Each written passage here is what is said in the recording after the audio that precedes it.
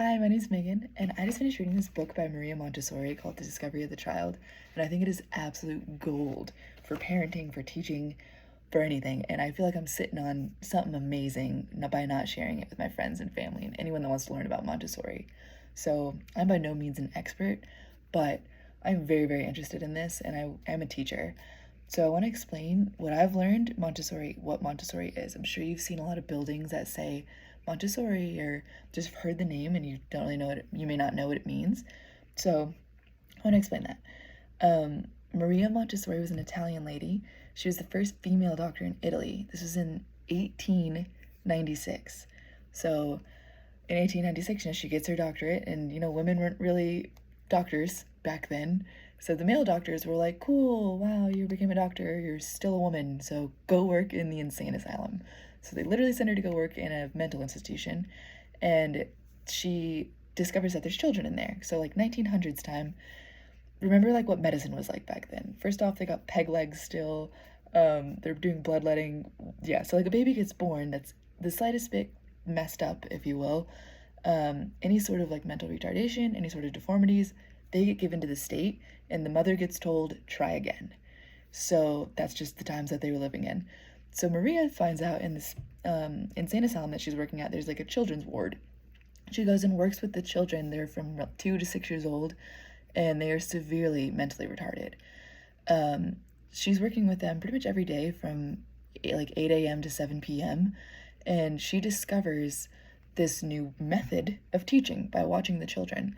So one of the biggest differences that she does is she observes. So she thinks from the child's perspective, and she really is watching the spirit within the child grow, and she's seeing how the children react to her giving them like toys and activities. Because she is also a doctor, she understands the physiological growth of a human being.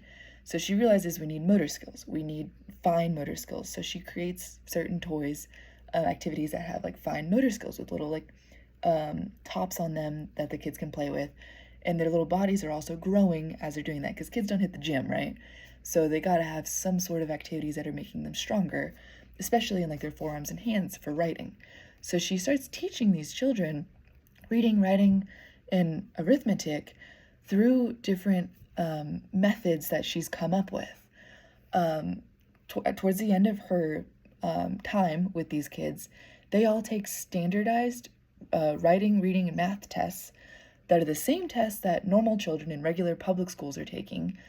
All of her children, just about all of them, pass these tests. And I want to read like a little snippet from this, because I think this just shows who she is as a person.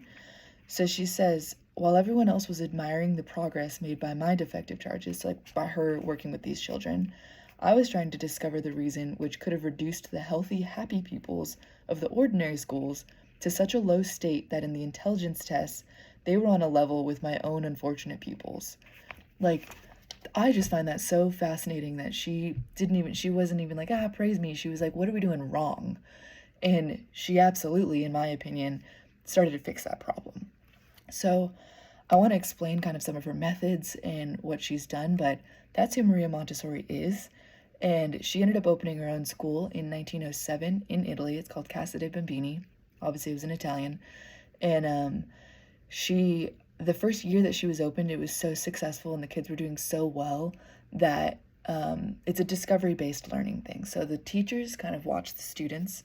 Then the materials that the students have to work with, the teacher helps them work with them the correct way to where they're getting the right skills and they're gaining the correct knowledge from the activities that she's brought out. And based on that, the kids can grow. It's completely discovery based. So if a kid is interested in something, the teacher will guide them down that way and say, you know what, yeah, you've completely mastered that task. Let's give you the next one. And that's what the teacher is there for. They're a guide, essentially. So if you want to learn more about Montessori, I'm going to explain some of the different pieces that I've learned from this that I think are just absolutely beautiful, and they make sense. So yeah, please follow me and subscribe.